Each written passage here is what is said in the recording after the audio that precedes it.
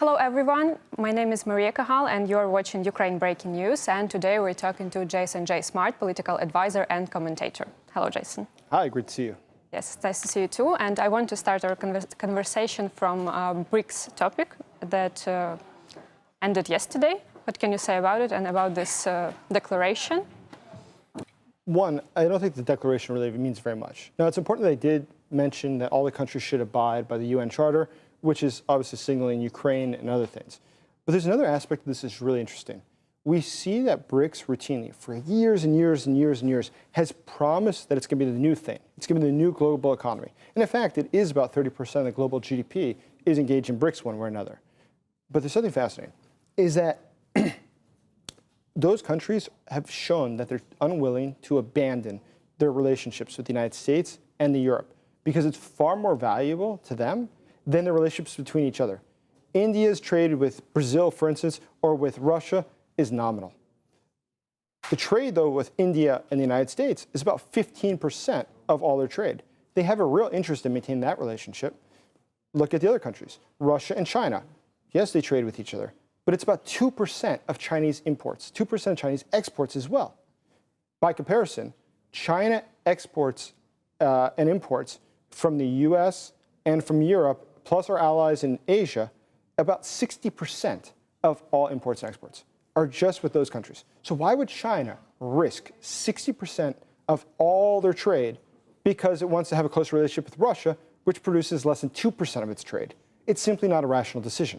So as a hypothesis, they like to talk about this as a hypothesis. They like the idea that they will work together and against American imperialism. But at the end of the day, it doesn't work out with the numbers.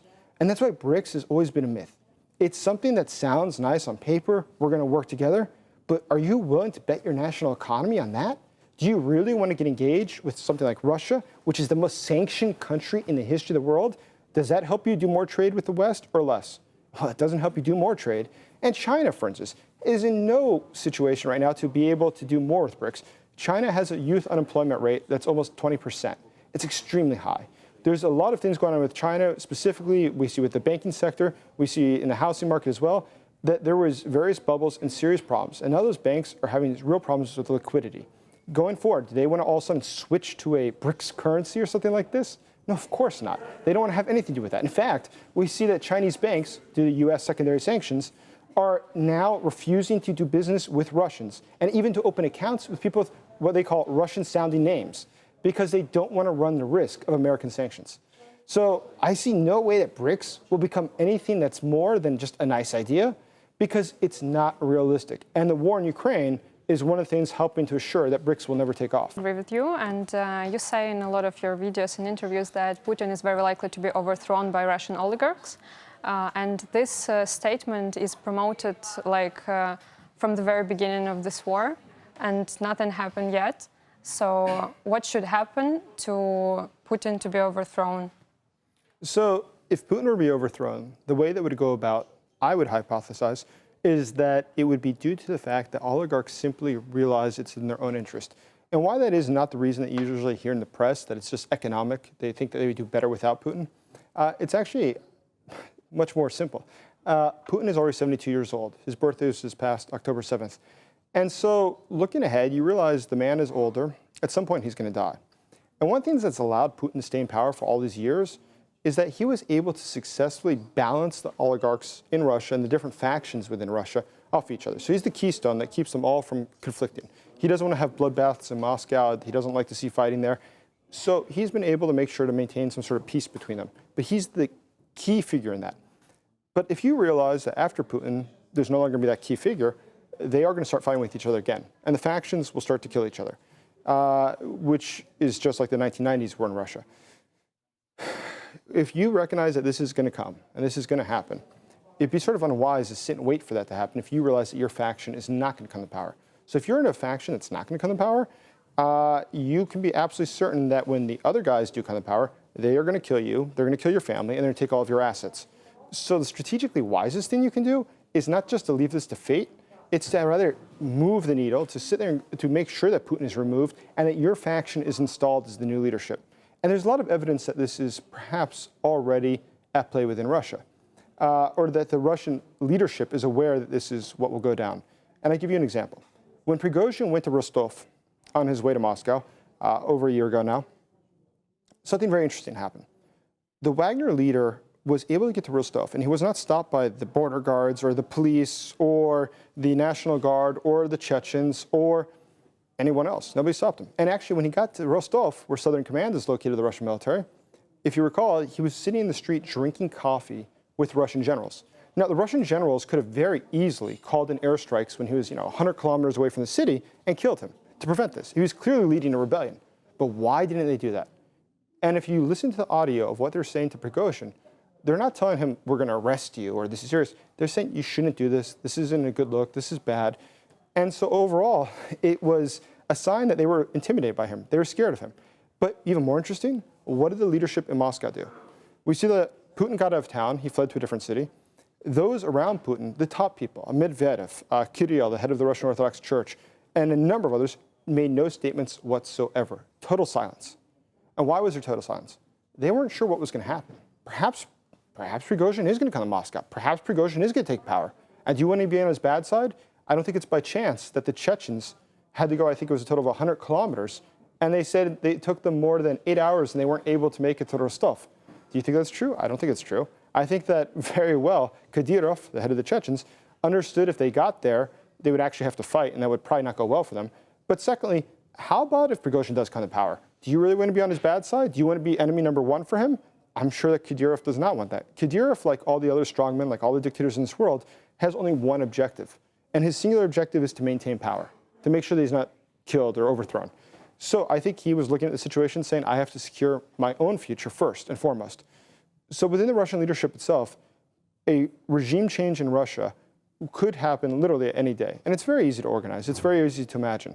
Right now, Russia, first and foremost, does not have a history of military coups, which is actually the highest predictor if there's going to be a future military coup, is if there's a history of military coups.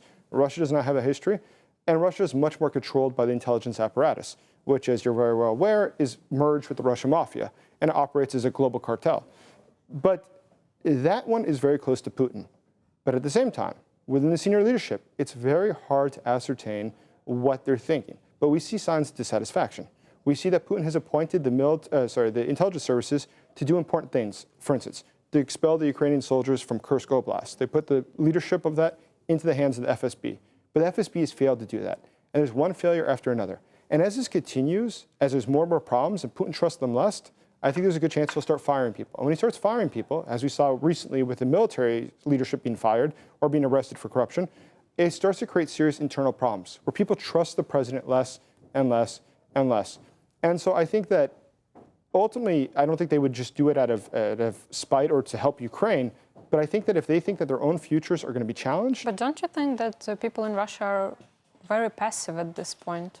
I don't think so. I mean, I think that if you look at Rostov, when Wagner showed up with Prigozhin, the people in the streets came and brought him food. They brought him wine. They brought him water. The public was very warm. I mean, you remember all the videos. There was not people saying, get out. There was nobody saying we have to defend Russia. Not one person. Not one. For that matter, I was in Kursk Oblast myself last month. When I went to Kursk, I talked to a lot of local people. I at no point encountered anyone who seemed, one, scared of the Ukrainian soldiers, which is a credit to the Ukrainian soldiers. Two, I saw with my own eyes the people speaking to the Ukrainian soldiers, and they were, very casually chatting with them, talking to them, which makes me think that that's strange. Usually, if you're occupying a territory, people are scared of you. It's strange when they're not scared of you. That's really unusual. So I think, and when I ask people, and I of course asked political questions of all the people I encountered, and I said, why do you think this happened? How do you think this occurred? And universally, they blame Putin. First and foremost, they said Vladimir Putin is the one responsible for this. Vladimir Putin doesn't care about us. Vladimir Putin has never cared about us. And it was so negative, and with obscenities, they described why they hate Putin. And I don't think this was done to impress the Ukrainian soldiers, who I was not standing next to when I was asking the questions. I think they were saying this because, let's be frank, they realized that Putin has done nothing to help them, and now their city's being occupied because of the bad decisions he makes. Right, but it's only Kursk Oblast. What about other regions that support Putin? Maybe a lot of people really support Putin. We cannot deny that. Undoubtedly, the majority of Russians probably would say that they support Putin. But I mean, one, polling doesn't work in Russia because people don't answer questions honestly because they're fear of repercussions if they answer what they really believe. But we do see secondary things that would indicate that the support is not so high. The secondary things we can look at is, for instance, search results on the internet, Google or Yandex. We can see what people are searching for. We can see that the interest in Putin as a figure has gone down. We also see the number of people that are looking for questions like when will Putin leave has increased over time. We see that people are just generally dissatisfied. And I think given the economic factors underlying Russia today, the chance that the negatives of Putin will rise rapidly in the near future is very, very high. But if Putin will be overthrown someday, do you have any Russian leaders or figures in your mind who can replace him? So it'd be hard to say who would replace Putin immediately, but we can assume something that would happen. First is, let's go through the theory. If he were to be overthrown, right, one of the factions of the oligarchy decides to get rid of Putin, to kill him or to jail him, which is less likely. They're more likely to kill him. But let's imagine that were to occur. So what happens next? Well, one of the key things that happens in any revolution, and the most dangerous phase of any revolution or coup, is the counter-revolutionary phase, which is immediately after you've overthrown the power, other people will come and say, who are you to take power? You've usurped power. You're not the legitimate leader. But why can't I be the legitimate leader if you can be the legitimate leader? And then they have a fight over who's the legitimate leader of the country. Now, that's really where coups and revolutions turn upside down. So to prevent that from happening, what strategy and history has showed is the best thing you can do is fill the capital with soldiers who are loyal to you. If you are the new Russian leader, once again, your singular objective is maintaining power and to make sure that you're not killed. So how do you do that? Well, having a war in Ukraine that's one, unpopular, two, costly, and three, depriving you of resources. That means soldiers, intelligence officers, it's depriving you of them. You're much better having them in Moscow to protect the capital and to make sure that you can stay in power than it is to have them far away in Ukraine. But there's a secondary factor. If you take power, how do you gain legitimacy? I mean, how is it that the population acknowledges you as the real leader of the country? Well, in the international community, we'll start with that, is I think, one, you would have to say that you're going to take control of the country and you will cooperate with the basic demands that they have. And the two basic demands I think the West would have, the European Union and the United States, would be one, that they secure the nuclear arsenal. That's the highest priority. You have to make sure that person controls the nuclear arsenal. And nobody who does not have a nuclear arsenal could really claim that they have legitimacy. It's that will give them legitimacy. But this is the second thing. No one in the international community, certainly not the US or European Union, would acknowledge him as the official leader unless he agrees to pull out of Ukraine. And the simple reason is it's costing a lot of money for the West to keep financing the war. So it's much, much cheaper for them, it's much better for them, and it gives a degree of certitude about the future and stability if they agree to pull out of the war. Now, why would they do that? As I said, I don't think that anyone in the senior Russian leadership is motivated truly by ideology, it's by self-interest. And if it's really just about self-interest, of course I'd be willing to end a war that I don't really care about one way or the other if it allows me to become now the new king of Russia and potentially become the richest person in the world. And now there is information that North Korean soldiers are in Russia on trainings, and they probably will be on Ukrainian front line. Russia really now become very close with North Korea, with China and everything. So what do you think about those countries that support Putin? Well, the countries that support Putin are limited in nature. And there's a couple things they have in common. I think a lot of countries such as India and China go to BRICS and things like this because they list to show that they support Russia. But let's look at the countries that actually want to get involved in the war. Those who are actually doing military things to support Russia, in its war against Ukraine. And we see there's North Korea, obviously. We also see that there's Iran. But what do those two countries have in common? Well, they're both under enormous international sanctions. And why that's important. And they both need nuclear power. Yes, exactly. Yes. So this is absolutely true. And so both these countries have a common interest. They can't do trade like normal countries can. They can't just go and do business. They can't open banks like other countries. They're in a very narrow confine. So they have to work with other countries that are also sanctioned, other countries that are in the exact same shoes that they are. Hence why there's this consortium amongst them that also includes Cuba, Nicaragua, and several other nations around the world that are under heavy sanctions. But a fascinating aspect of this that's important to note is that who else is sanctioned outside of countries? It's illegal organizations. And there's two major types. There are, let's say, terrorist organizations, Hezbollah, Hamas as an example, but also radical organizations in Latin America, for instance, the various communist movements or separatists and things like this that Russia still has relations with. These organizations can't do business with anyone else because they're illegal, but they can do business with Russia. They can do business with Iran. In fact, the leadership of Hamas, a few days after the October 7th attacks in Israel, flew to Moscow for meetings with Putin, with the Russian leadership, I should say. But what's the other group that's sanctioned? The other group that is sanctioned is all illegal organizations, such as drug cartels, such as those who traffic in weapons, such as those who traffic in people. All these sorts of organizations can't operate in normal countries. And so they're forced to deal with countries like Russia, which are also sanctioned, like they are.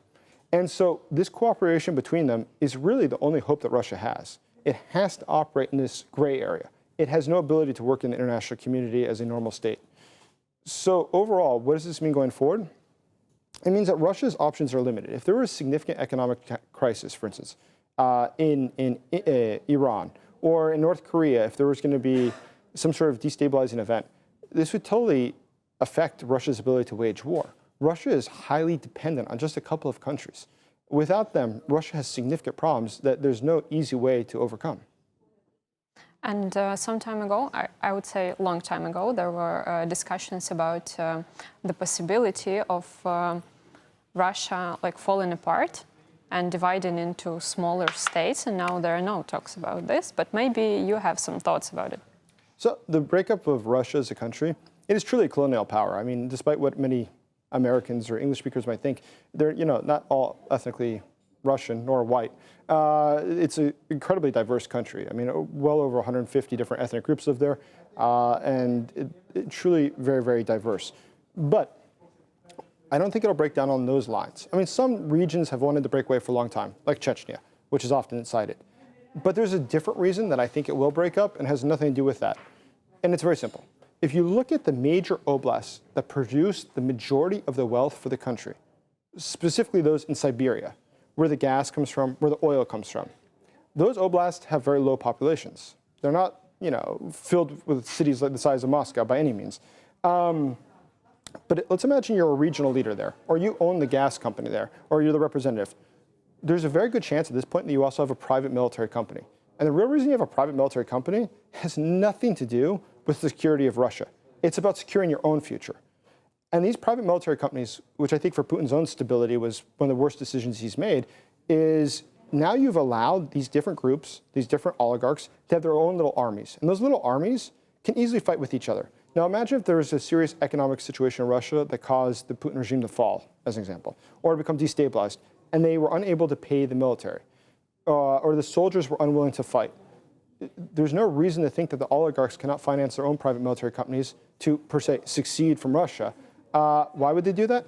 Well, if you could just control a few of the central oblasts of Russia, you control the vast majority of the GDP of the country. Why do you need the rest of the country? You gain nothing from Moscow. You gain nothing from St. Petersburg. If you have those, you could create your own Dubai. There is so much oil and gas. So I think it just strategically, it would be done for self-interest. It would not be done for ideology, again. It would simply be that you realize that you can create your own little fiefdom, export gas and oil, and literally become probably one of the richest countries in the world. Because of the low population, you probably actually would become the richest country in the world. Yeah, but if Chechnya or any other region wants to divide from Russia to have their own country, there will be no one to stop them. Because it's now in oligarchs, interest, and Russian military is on the front line and protecting Putin and everything. So I think it may be easy, actually. Sure. I mean, if there was a serious destabilizing event in Russia, which I think is coming, and we can discuss that, which is economic in nature, I think, yes, it would absolutely give the chance for some of these regions that would like to break away, namely Chechnya, to do so. And really, who's going to engage in new war? I mean, if tomorrow, if there's, let's imagine, some sort of pandemonia, some sort of, massive civil strife in Chechnya, how would the government, outside of using Chechens themselves, the Kadyrov's people, how could they really put that down? How do they stop that rebellion if all the soldiers of the Russian military are currently engaged in Ukraine? They can't. And so actually that would be something great for Ukraine, is if there was some sort of massive civil strife in places like Chechnya. And because at present, the Russian government's ability to suppress that is very, very weak. And what about economical collapse? So overall, the Russian economy is incredibly weak. And there's a couple of statistics that I think are staggering. One is that according to Professor Hankey from Johns Hopkins University, the real inflation rate presently in Russia is about 27%. That's quite hard. I mean, 27 is very, very high.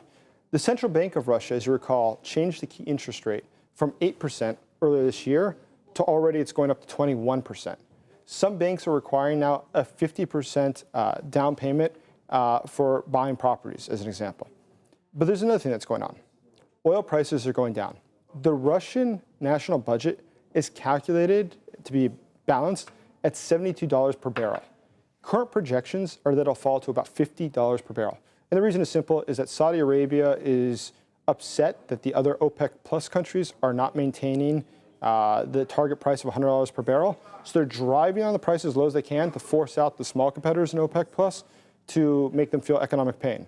Okay, so the price goes down. Let's imagine it gets down to $50 a barrel. What does it mean in real terms for Russia? Well, the only way that Russia would be able to pay its budget is to devalue the ruble. Current estimates are that the value of the ruble would have to be devalued to about 122 to about 135 per dollar. Currently, it's about 97 rubles per dollar. So imagine that. You lose roughly 28% of your money just in the devaluation of the ruble. But Russians have already lost 27% of their money due to inflation. Combined, it's over 50% of your money has disappeared due to devaluation or inflation. Where that gets really interesting, Russia is unlike Europe in the fact that Russians typically spend more than 50% of their income on food. European countries, about 15%. So just imagine what will happen if people cannot afford food on a mass scale. We see that the banks in Russia also have serious problems. Russia is one of the incredibly indebted nations in the world. And due to bad fiscal policies of the government, giving out cheap loans, specifically for property, they've created a massive bubble in the property markets. Prices now for properties in Moscow are out of control. They're insane, but they're also not stable. They're not something that can be maintained. All bubbles in economics will eventually bust. And Putin has made a lot of bad decisions, and it looks like he'll make more of them. Putin, as a person, truly believes in Keynesian economics, boosting aggregate demand.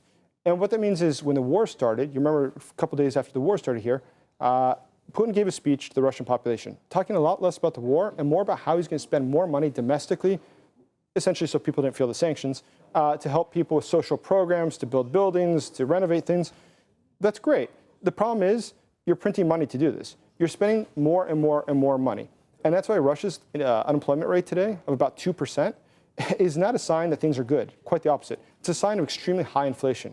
Target unemployment for Russia should be probably, 4 to 6% in this area. The fact that it's 2% is an indication that there's extremely high inflation, and it's worsening. All the signs is that it's worsening because the central bank is unwilling to move the interest rates up fast enough and high enough in order to control it. And that's, once again, because they're worried about popularity of Putin, popularity of the government. But going forward, the fact is they have to. Inflation is out of control. And thank God they're not reacting to it in a timely manner, which means it will only get worse and worse. That, coupled with the devaluation of the ruble as the price of oil drops, coupled with the fact that the bubble, the housing bubble that they've created with mortgages is going to bust, and by the end of this year even, perhaps, if that were to happen, we could see a total economic chaos within Russia that simply has not happened since the ruble collapsed in 1999. So it may affect this overthrow of Putin? Absolutely the case. So once again, people are not going to overthrow a leader if they think that they'll be caught and killed. But if they think that he's weak and this is the moment to strike, that's when they do it. So obviously Russia's by no means a democracy, and I don't think anyone really cares so much what the population thinks. But if you see the population's hungry, you see the population's not going to resist your overthrow of the government. That is, they're not going to get in the way. They're not going to block the roads. They're not going to side with the government, like when Yeltsin sent the tanks to the White House back in the 1990s. When they see that's not going to happen, and the population might support you in doing this, that's actually a very important moment. I think that Russia is getting closer and closer to this point. And all the economic data, this is not cherry picking. There is no economic data coming out of Russia today that's positive. And that's why it's sort of humorous when you see these IMF projections that Russia is the fourth largest economy, or whatever they say now. It's one, nonsense. And it's not accounting for inflation. When you take in the fact that it's purely inflation is out of control, and you understand that's what it really is, it's not growth, it's inflation. And fortunately, Russia will soon have to pay for it. And I also wanted to ask you about our relationships with US. because recently John Kirby, the White House advisor, acknowledged that yes, there are North Korean soldiers in Russia. And Lloyd Austin also said that, which is like a precedent because it's a first acknowledgement from US military. And they both said, like, we don't know what they're doing there. Like, maybe they won't go to front line, which is like crazy to hear because what are they doing else? So what can USA do to help Ukraine at this point? Because like it's a second country involved in this war. And will they do anything at this point? I mean, I would actually be surprised if the North Koreans in the end are used as infantry. And the reason is just simple. If they sent, the current estimate is about 10,000 North Koreans. That's really not a big number considering the scale. The Ukrainian military is less than 1 million. The Russian military is less than 1 million. But 10,000 more, it's not a statistically large number that changes a lot. Just in Kursk Oblast, it's estimated that Russia will need over 50,000 soldiers. Sorry, they'd have to double the number. They currently have about 50,000 Russian soldiers there. They'd have to double the number to expel the Ukrainians, 100,000. So what's 10,000 North Koreans really able to change? But more to that end, look at the recent figures. It's estimated that Russia is taking casualties of about 1,000 soldiers per day just to take some of the towns in eastern Ukraine. 1,000 per day. So with 10,000 North Koreans that last you a week and a half, that doesn't change the war. Russia still is in no better situation. What I think is more probable is that the North Koreans are coming for a few reasons. One is that they are trying to gain battlefield experience to see how battles are operated, how it's done. Secondly, I'm sure there's a huge contingent that's trying to learn things like drone warfare, which the North Koreans did not have historically, so they understand how to do drone warfare. But we also know that they have, undoubtedly, like the Iranians, teams that are sent to Russia to study how their missiles work, what goes wrong with them, and to take notes on this, so they can learn how to improve their missile technology. And so I think going forward, we'll undoubtedly see more and more North Koreans there, but I think it's really more about learning. North Korea last week, as you recall, just blew up the roads connecting it to South Korea and did other things like this. That's very common for North Korea. They do this routinely. You know, they just saboradle and they make a show about the fact that they have nuclear weapons and they're a threat to every other country. But in the end of the day, they never act on it. They just routinely do this. So I think that the North Koreans are doing the same thing here. And why I'm not really that afraid of them is that ultimately for the dictator of North Korea, it puts him at high risk to be sending his soldiers to a foreign country. He realizes that he's always trying to provoke South Korea and others to take him as a risk. But let's imagine they would respond to that. Let's imagine that South Korea said, this is too much risk. You know, one more time he does a missile test right over South Korea and actually blows up something in South Korea by accident. If that were to happen, what do you think would happen? So South Korea has to respond militarily. But North Korea can't defend itself because its soldiers are in Ukraine or just being sent off to die. Then his regime falls. No dictator will do anything that really puts him at risk if he understands that it's a risk.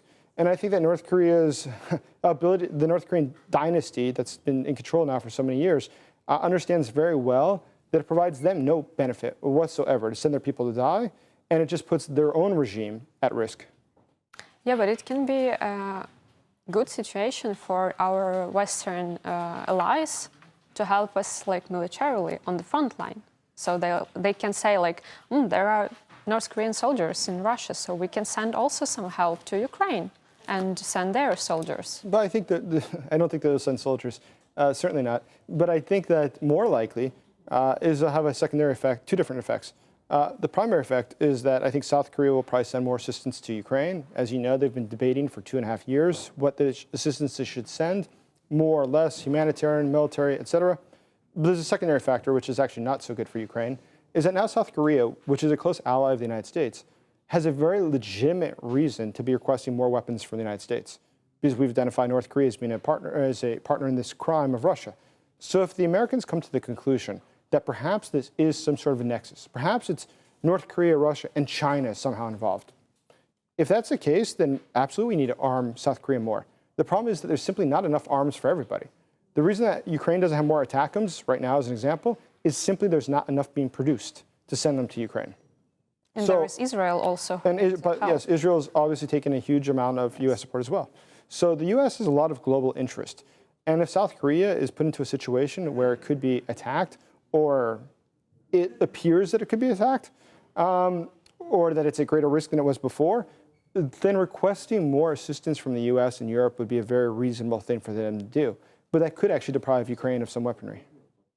And my last question will be, how do you see the win of Ukraine, like the victory? Only if Russian regime, Putin regime fails? So I think that the way that this war ends, and my hypothesis for more than 2 years now, has not been that it will be a military victory in the sense that the Ukrainian military will expel the Russians to the past the 1991 borders. Rather, my hypothesis has always been the same, which is that warfare, if you look back at history, economics plays one of the leading decisions. Obviously, having a larger military is very, very useful, but larger military is only possible if you have a good economy. So economics is key to everything that happens. We have seen before when countries run out of money and their military stops getting paid and people stop fighting. They just go home. Or when there's high inflation. Now imagine you're a soldier in the Russian military and all of a sudden your salary is not enough to feed your family. Why stick around? You're better off driving a taxi somewhere. So the fact is that Russia cannot maintain this war if there's a significantly destabilizing economic event or a significantly destabilizing political event such as Putin being assassinated. Because there's the military element, the political element, and the economic element. And my bet has been on the economic element for more than 2 years. Sanctions work. They take a long time to work, but they do work, and we're seeing the effects of it. Overall, going forward, I think that the way that this war very, very well could end, and what I would hope that Ukraine is putting a huge focus on, is economic warfare against Russia.